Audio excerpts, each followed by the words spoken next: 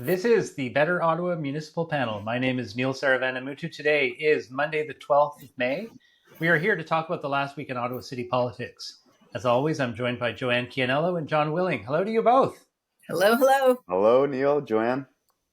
So today is Monday. Yesterday was Sunday, Mother's Day, and also the Tulip Festival here in Ottawa. Did either of you make it down there? Well, I went to the Tulip Festival, not really the festival, but I went training for the 10K run.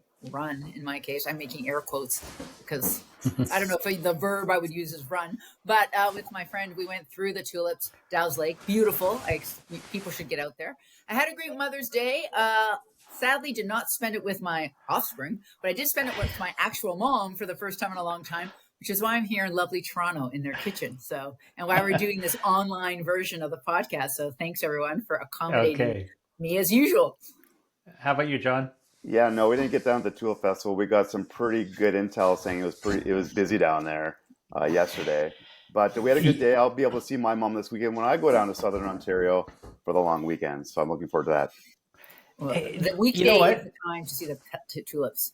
Well, actually, Joanne, on that note, I was down there on the weekend and it was absolutely jam-packed. John, you're right.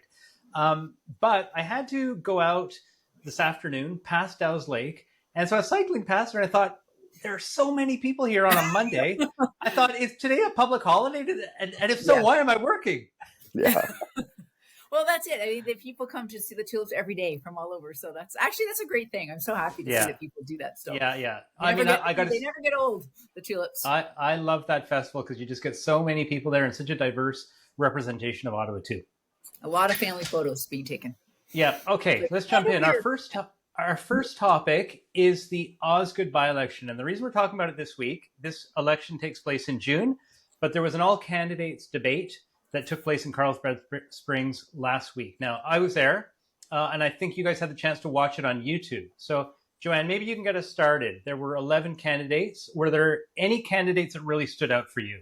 Yeah, I would say there are 11 registered candidates. I believe only 10 Actually, 10 made it to the debate, which is actually kind of amazing, I think.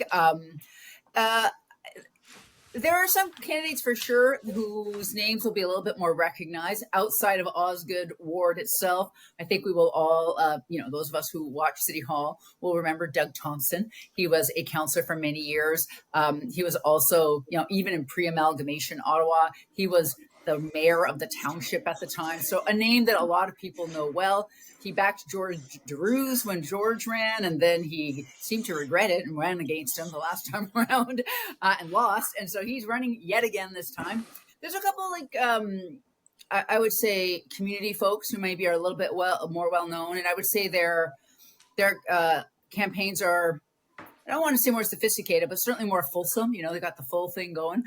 So, for example, Elizabeth Skalski, she's been the community association president. Isabel, I suppose. What did I say? Elizabeth. My apologies, Isabel. I do that all the time. Isabel is, for 3 years, she's been the president of the Greeley Community Association, has done a lot in the community. Also, Colette Lacroix-Veltius, she is a businesswoman at IBM, but also is part of a family farm that raised some really delicious Wagyu beef, I just have to say. And so she's very well known and running a big campaign there. I also would say that I spoke with Jennifer Van Connet, and I want to just say for transparency, we chatted about Taywin. She called me to ask some background on it. I was happy to talk to her. And she is from Carlsbad Springs, where this debate took place. And she stood out for her, I would say, she was the most against the new Taywin project. I know we're going to talk about that soon. And on the other side, I thought Bobby Galati also stuck out because he was the most in favor of Taywin. So there's a wide range array of issues, but and a lot of candidates to keep track of. So it's not easy. Okay. So John, maybe you can just take us through what are the expected issues. So, Osgood is one of the 3 rural wards in the city of Ottawa. We've mentioned Taywin, but maybe you can just remind everyone what that is, why it's and why it's of interest to this election. Yeah, I'll just quickly say, just jumping off what Joanne mentions, it's hard to sometimes predict municipal elections because no one's out there polling, right? The by-election for Osgood ward. So I remember covering municipal elections in some wards. You just don't really know the names. You try to do as much research as possible, but really you don't know where the votes are going to land on election day. And so we're going to talk about Taywin now, which is probably the biggest issue, biggest long-term issue, certainly for the ward. And it was a decision made by the last city council to create this new community, what they call a satellite community, near Carlsbad Springs. That full build out, we're talking something like 40,000 homes. It's a development between Taggart and the Algonquins of Ontario to build this new community. It was super controversial last term of council because of how far it is away from the suburban and urban part of Ottawa. So that means bringing out servicing and thinking about pipes and also transportation, transit options. So super controversial for not just the ward, but also the city writ large, because you don't know how much this is really going to cost in the long run. Yeah. And so for candidates running in this by-election, and we heard it manifest through the all candidates meeting, this is a big issue about whether, if you're the next city councilor coming in, you should support this new development in your ward, or is this something you could push against? Okay, well, let me turn this to either of you. So if I were a voter in Osgood and that issue of Taywin was important to me, what do we know about where any of those candidates stand on the issue of Taywin? Well, as I mentioned earlier, you have Jennifer Van Connet. Sorry, I have to keep looking at her, and I hope I'm saying her last name correctly. I apologize, Jennifer, if I'm not. She is from Carlsbad Springs, and I think it is a giant ward, by the way. There's 8 community associations, many, many towns or centers, Carlsbad Springs, Greeley, Metcalfe, Vars, Osgood Village, and each of those areas are quite unique, and I think people feel that they have common issues, but they also have unique issues. Carlsbad Spring cares the most about Taywin. It is literally in their backyard. A lot of people are not in favor of it. You'll remember there was a controversial story covered by my old friend Kate Porter about them clear cutting trees in the middle of the night, claiming they were going to have a farm. I don't know if that farm has ever been started actually on Taywin. And so Jennifer was very much out to say she does not think it is a great idea. That she would like to stop it, and has said that she would vote in favor of Bay Ward Teresa Kavanaugh's motion to remove Taywin from the official plan, which is, I think we've talked about here before, its own controversial thing. A number of folks said that they did not have enough information, and that included Doug Thompson said he'd like a big review to say, okay, exactly what do we know here about this? Because I have a lot of questions. And other people, I think, including Isabelle Skalski and Colette Lacroix-Veltius, they said they're generally in favor of it. Maybe not as much as Bobby Glady, who's, says, yeah, let's go on. But a lot of them said, they promised to make sure that the community was getting a lot of information and that it was more clear. And because it's such a big deal and such a big ward, I think this happens lots of places. Like a la Lansdowne, the closer you are to it, the more you're paying attention and the more you are concerned about it. And the farther you are from it, maybe the less you're concerned about, does this affect me and my day-to-day life as much, right? And so you might not be. And so I think that is kind of where they stood. Okay. We mentioned there were 11 candidates and 10 of them showed up. John, I want to ask you, we want to encourage the democratic process as much as possible, but during that debate, there was one candidate who really stood out for grandstanding, was from outside the ward, didn't appear to have any great aspiration to actually represent the ward, just wanted to make his points about his particular topic. And so what do we do about candidates like this that are a bit, disruptive, disrespectful even? I think the voters will ultimately decide at the end of the day. Look, anyone can run for government. We saw this in the recent federal election campaign in Carleton riding with a ballot of 90 some odd candidates. I truly think the voters going to decide and choose the best person for the job. And so, yeah, you're going to, and especially in municipal politics too, by the way, you get a lot of interesting characters who run for office. My God, Joanne like and I, mayor. Yeah, we could talk about some mayoral debates that we've seen in our time covering City Hall. But that's the double edge of democracy, right? Yeah. And it can be entertaining at times too. That's a bright side. But look, and I do think that people at the end of the day will go to the ballot box and choose who the best person is for the job. But if I can jump in here, which is harder. Go ahead, Joanne. Which is harder when we're not in person. It's harder for me to interrupt John when we're not sitting side by side, which is good for John, I guess. But I do actually think that democracy is not completely well served when anybody can run. And those mayoral debates were exactly like an excellent point, right? You would have, like, I remember once it was one election, it was clear that Jim Watson and Clive Doucette were the only serious contenders for mayor. I'm sorry. Like, I get to say this openly now that I'm not a journalist. And I'm not saying that other people shouldn't have the right to do that. But I also know that, like, Jim Watson refused to debate only Clive Doucette because he said, well, you know, I'm only going to go to the debates where everybody is invited. And of course, it turns out to not be a debate, and it's great for the front runner, right? So I don't think that's great. You're hearing from a lot of people who are not serious, wasting a lot of people's time. So what do you do? I mean, I do think that there should be a way that I don't want to create undue barriers, especially financial barriers for people to run. But I think there should be ways to weed out the least serious people or the people not willing to make any effort. So for example, we finally have a thing where you have to sign up. You have to get nomination. You have to get people to sign your nomination sheets. Well, it's 25 people. Maybe it could be 100 people or 200 people, and make sure it's maybe people from that ward, right? I don't know. I just think it could be just a little bit more challenging to sign up so that people who are really not in it for serious reasons, perhaps they would be dissuaded. John, counterpoint. John. I would just say I agree with that, but I also say, like, it puts a little bit of pressure on these all candidates meetings and debates for the moderators in particular. So if you really want to have a meaty debate and a conversation about the issues at hand, a lot of that work falls on the moderator to make sure they get that interaction between the candidates. And it's not something that's not a burden really you want to put on the process of a debate or the moderator, but sometimes, you know, if you're going to have a candidate who doesn't really want to talk about the big issues that people care about in the ward, sometimes it takes that referee to step in and say, hey, here are the things that we want to hear about, and here's the things we want to talk about during this debate. And it's so hard for people who are community folks. And I really want to give a shout out to CJRO 107.7 FM for actually having that debate, putting it online. You can hear it now, 2 hours. So that is a great public service. So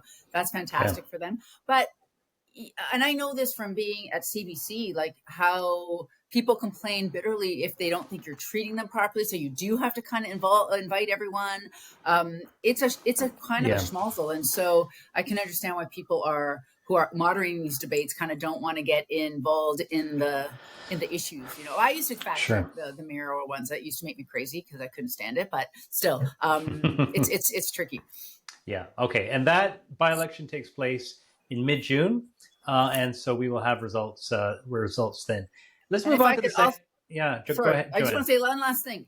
You should listen to that debate, but if you missed it in person, there are 4 other meet and greets in the ward. So it is hard to figure out who to vote for when there's 11 people running. Some of them don't even have websites. And some don't live in the ward, which I think, okay. But there are, go online and you'll see there's plenty of time to meet them. And, you know, you have 3 weeks or 4 weeks. So I encourage people to do that. There's lots of ways to get it informed. Yeah, good point, because it's very difficult both for voters to learn about their candidates, but also for candidates to get through to the voters. So absolutely take advantage of those opportunities if you are in Osgood and are planning to vote. Let's move on to item number 2, which is last week in the news, we heard about a local developer who got handed a $500 water bill for a property that he bought in 2017. So this is $500 for arrears from the previous owner. So John, is, you know, buying a house, I would have assumed this is, at least as sophisticated as buying a used car, where you know that the government is taking care of any outstanding tickets and whatnot. But is this not the case with a house? Well, you'd think that once you buy the house, you start with a clean bill and only your mortgage and your own water bills to take care of. But I feel for this guy, holy cow! And I think, and you guys can correct me if I'm wrong. So we're just going off of the CBC reporting here, just for transparency.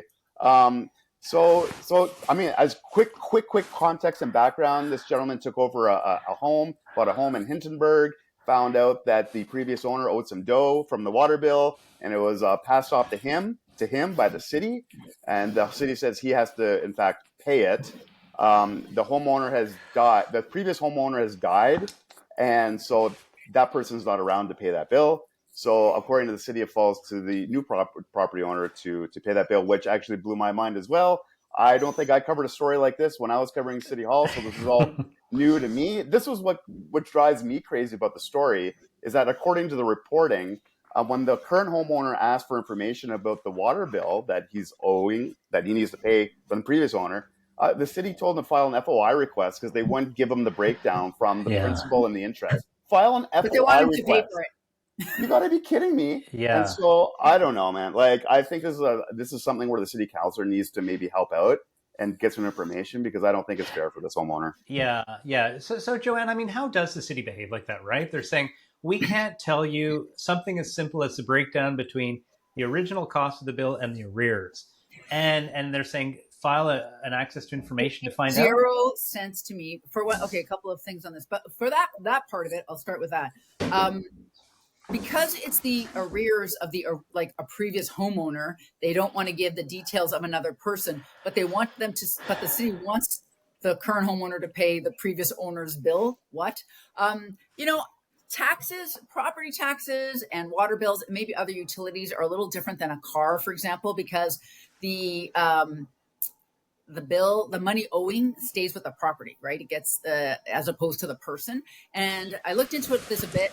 Believe me, I did not find the answers, because apparently there's no answers. But when you go to buy a new home, your lawyer or you would ask for a water certificate that shows, that has them do the reading on a certain day, the water reading, so okay, this water is what I used up, and that is the former water bill. But this idea that you are somehow responsible, whether it's taxes or water or whatever, for something that a previous owner did makes no sense. And I don't want to know, like, there might be some technicalities why this is the case, or some provincial legislation, or some weird background story. Like, I don't actually think the city just made this up of their own accord. There's usually some reason, but that doesn't mean it's a good reason, and it doesn't mean that we should continue it.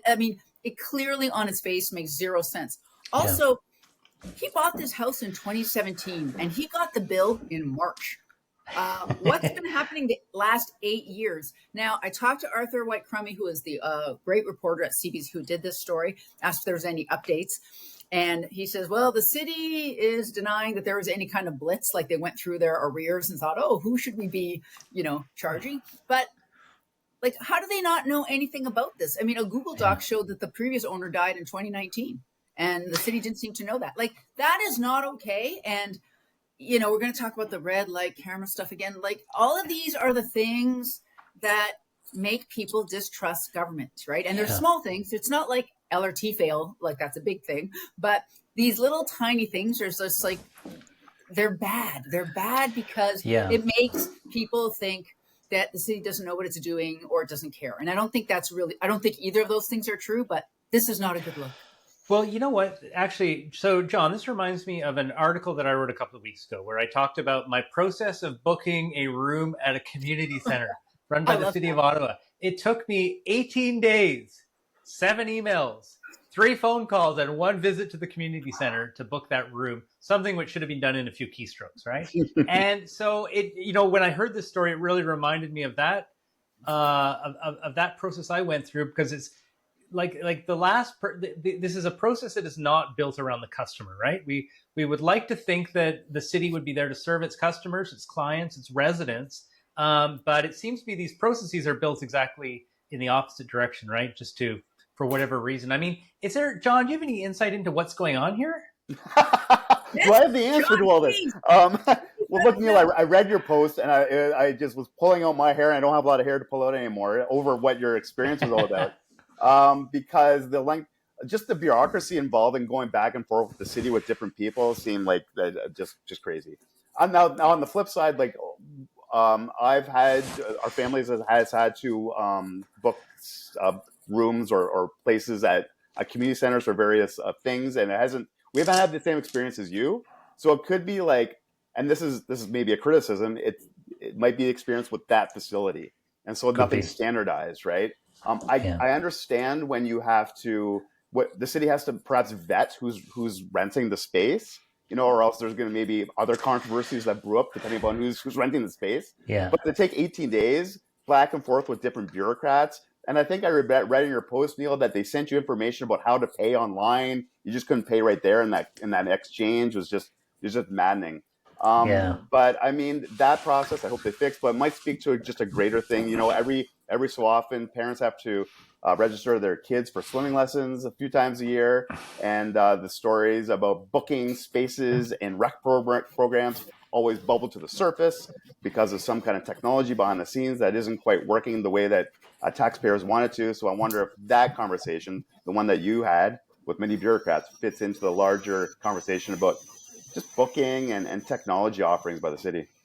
I would also like to say that in my experience of reporting on city staff, knowing city staff, including in my couple years since leaving, reporting in my interactions with city staff, they would like to do a good job. Like, I don't think staff are like, oh, how are you gonna screw around with taxpayers and freak them out? Well, maybe you, Neil. I don't know. I can't tell. No, I'm just kidding. But I think that you've had old processes and like it's very hard to say, okay, we're going to start everything from scratch, right? And that's kind of probably what you have to do is take a program, go to ground zero, rebuild it up. How does it work with modern technology and what we work? And I think that over time, different things have been tried. And so probably, as John says, there's different processes for different facilities. I mean, maybe they're going to look at this water bill issue now, because that's the first time I've ever heard of it. And people went, what? And so I hope that they will look at it and say, okay, this can't continue. We need a different process. And I think that's also what happens. It's, everyone's pretty overworked.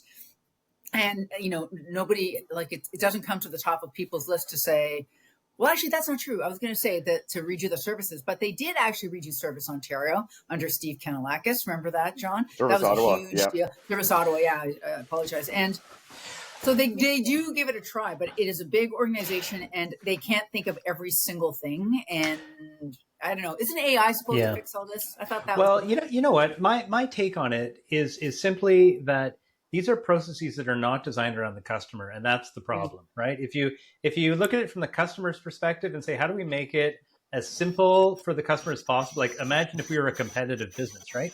As opposed to the bureaucratic process, like how does it fit into the bureaucratic city process? Yeah. What if it were just all customer oriented? Was that what you're saying? Well, yeah, because I mean, I think there's an element of like just covering their butts, right? And I say this as, a former public servant, and I know how bureaucracies work, right? We're just it's all about minimizing risk. But okay. Anyways, I just want to shout out to the audience that I had a lot of feedback on that experience. And if you've had something similar, please share it with us. We'd love to hear about it. And actually, in all seriousness, because I think, Joanne, to your point, that until these sort of stories get heard in the news and someone at City Hall is a little bit embarrassed by them, nothing's going to change. So let's get them out in the open and see if we can go about fixing them. Absolutely. 100%. Yes. Okay. And let's move on to our third topic, which is we want to revisit the issue of traffic cameras. We want to revisit it. Thank goodness. Yeah. We didn't spend enough time on it last week. I'll tell you what. First of all, we got a ton of comments on it. People were really seized by this issue. And on top of that, it is going to full council on Wednesday. So by the time people are listening to this podcast, it might be as early as Tuesday, and it'll be coming up to City Council. But the third point that I want to raise is there were a couple of councillors that raised the red flag when this report first came out. And I would say that those councillors got a little bit scolded for reporting it in a way that the committee discussion said, well, you're not quite understanding it correctly. And in fact, if you had read between the lines, you would have seen what was actually happening. So those councillors got scolded. And I just want to say that I don't think it was fair that they got criticized the way they did. I'm grateful that they brought this to the attention of everybody. Yeah, shout out to Lane Johnson, for example, College Board. Yeah, that's right. He wrote, I thought was a measured piece saying, I'm disappointed to see this and I don't know what's going on. I would have been more mad personally, but I thought, yeah, for sure. And they were right. Okay. Well, why don't you talk about that, Joanne? Because was this essentially, on the one hand, we're hearing the city say, well, you just didn't read the documents properly. On the other hand, we talked about the actual language. We saw that ourselves last time we talked. and it was pretty clear that all revenue would go to road safety. I'm going to say this, a couple of things. One, if counselors are confused, if people reading the stories are confused, if people, I'm going to throw us in, people who are City Hall watchers are confused, the media is confused, then it's not clear and it's not good, right? So you don't get to say they were supposed to somehow know magically what people were talking about. Also, when we dug down to it, and John did a great job explaining it last week, like, there are $11 million at the very least that were supposed to go to traffic safety that they can't find. They don't know any, that the auditor cannot find any documentation for. So that is not on. I know Scott Moffat had a Facebook post, Neil, and you pointed that out to us, that said it was clear that all new net revenue was going to go net new. to this. Yeah, That's not clear. The motion literally says revenue. Of everything ongoing from 2020 onward, every traffic camera kind of revenue was going to go towards road safety. Look, I don't have a problem that it's the net revenue. I mean, these cameras are expensive, and the fees that you raise through these cameras, sure, we should use that to pay for it, but that is not clear in the motion, in the documentation. It doesn't say how much that is going to be. John says he looked for the motion that the base 11.25 million was going to go into general coffers. He couldn't find it. John's very smart. I've known him a long time. Right? So you can't just say, oh, everyone should have known. No, it's because no one can figure it out. So that's obviously not true. So it really distresses me, as we were talking, like the water bill, all these things, they just add to the distrust, or at least skepticism, that people have about the city. And if you want people to believe in government, to believe in our public institutions, then you have to write reports that are clear, and you have to give them information they can easily find. And this is not it. Yeah, that's my speech. That's my speech. Okay. Week 2 on traffic camera revenue. John, is there anything more to say on traffic light cameras? I would just like to put on the record, I hate the term net new. What the heck does that mean? Net new? I mean, come on now. But just to jump off what Joanne was saying, and it's something we talked about on the pod a few weeks ago, clarity in the report writing, but clarity in the motion writing is really important too.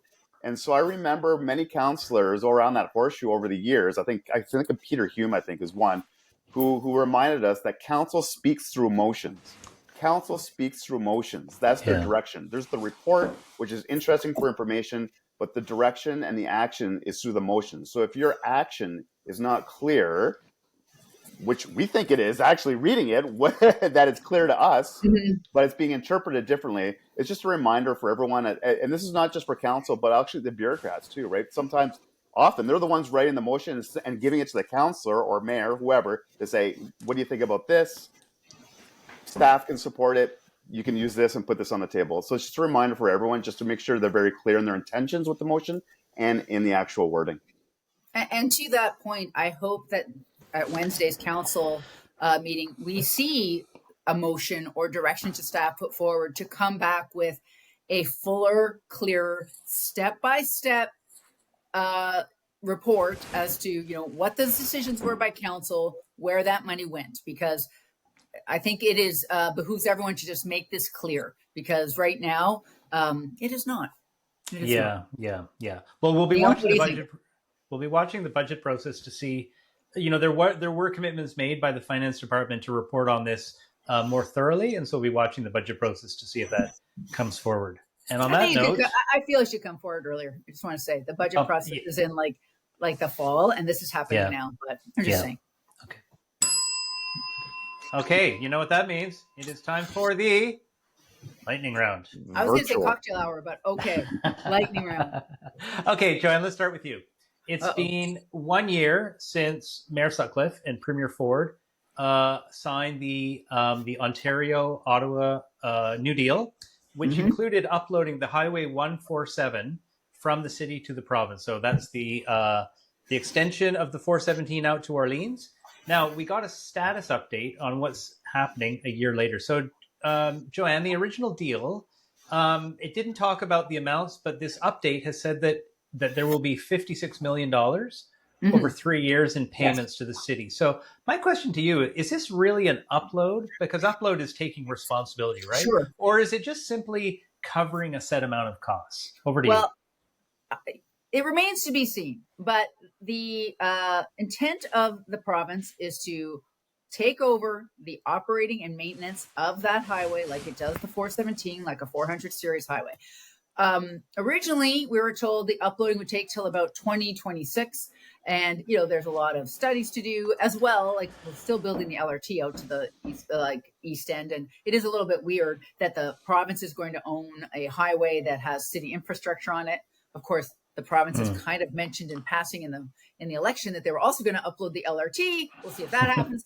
But what we found out now is that it's going to take longer to upload it. So the city has already signed on the dotted line for this $56 million over 3 years. So that's good. We're going to get money to upload it. In the meantime, MTO is going to do their due diligence and put forward the conditions to upload it and take over the responsibility and maintenance. So right now, yes, we're just getting money to maintain it. I'll take that. And but the long-term goal is still at this moment for true uploading. Okay, just in on time. Thanks, John. John, the Royal Ottawa Hospital. This was in the news a couple of weeks ago. The Royal Ottawa Hospital and the Matthew Perry Foundation are planning to build a Matthew Perry House on the grounds of the Royal Ottawa. Now, the facility would be an addiction recovery treatment center, and it would have about 160 patients at any one time. So this came into the news because a neighborhood group called the Common Sense Planning Coalition, so they opposed the project. So the neighborhood group says that this is about smart, sustainable, and responsible planning. Is that what it is, or is this just plain old NIMBYism? Well, according to their website, and I quote, "This is not a case of NIMBYism." So that's on the record. Well, look, obviously they've got some, I would say, money behind them. I opened up my Kitchissippi Times last week, and I found a full-page ad from that coalition talking about this project and their opposition to it.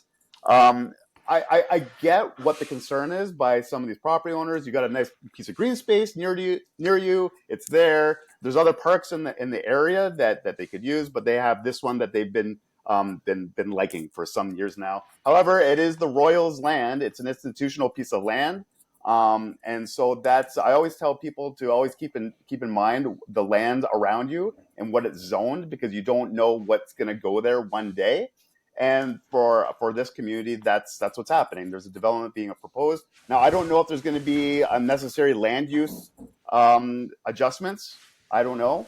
But for this group, it's going to be an uphill battle. I don't look at my sense, guys. There's not a huge wave of opposition here. So I think this is going to go ahead. That's just my thought. Okay. I just want to correct it quickly because I'm a little bit involved in this project. Not a huge correction. It's actually for people who have already gone through addictions recovery, or who have already gone through treatment, and they need supportive. People suffering with addictions need supportive housing. Okay, great. Yeah. So just a little thing. This is why I didn't get to talk about it. Okay. Okay. Thanks for that clarification. That is it for this week. So we are going to be back in 2 weeks. Next week is Victoria Day weekend, and we are taking a break. And in 2 weeks' time, we will be back not on the Monday, but on the Tuesday night. And we will be not on video, but in person. So just a reminder, anyone that would like to come and see the Better Ottawa Municipal Panel in action, you can see us on Tuesday, the 27th of May in the evening in downtown Ottawa. And if you want to join us, you can get tickets at betterottawa.ca/summit. So that's betterottawa.ca/summit. And I have to tell you, tickets are going quickly. We're about 75% sold out now. So we're very happy. We're looking forward to the event, and we hope you can join us. Just before we leave, I want to ask the two of you: are there any issues that you can see on the horizon that you think we might be talking about in 2 weeks? There was the provincial government was talking about housing this morning. Yeah, I was thinking. I watched it this morning. Development charges, always an exciting thing. And, cutting red tape. And it is yet another bill by the provincial government to streamline the process for building and maybe make it easier to do so. At first glance, for me, it looks very GTA centered, but we'll see if that has any implications for Ottawa. And so I hope we can talk about that in the next few weeks. Okay, John, was there anything else that caught your eye, or is that? Well, I see some councillors are starting to think about patio fees. We have a nice, beautiful day here on Monday, and I saw in the news that some councillors were questioning the cost of patio fees. That is the amount of money that businesses have to pay to set up patios on city-owned land right away. Yeah. And so we're going to see that debate, I would say, come back to City Hall every year this week. Every single year. Around this time every year. Yeah. Well, and of course, those were waived during the pandemic, right? Or after. Mm-hmm. Yeah, and so bringing them back is a tough one.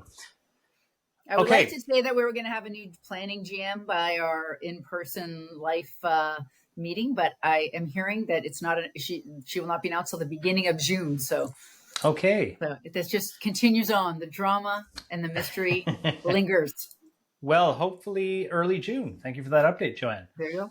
I would like to thank all of you for joining us. I'd like to thank John and Joanne, and we will look forward to seeing you all in 2 weeks. Until then, have a great day.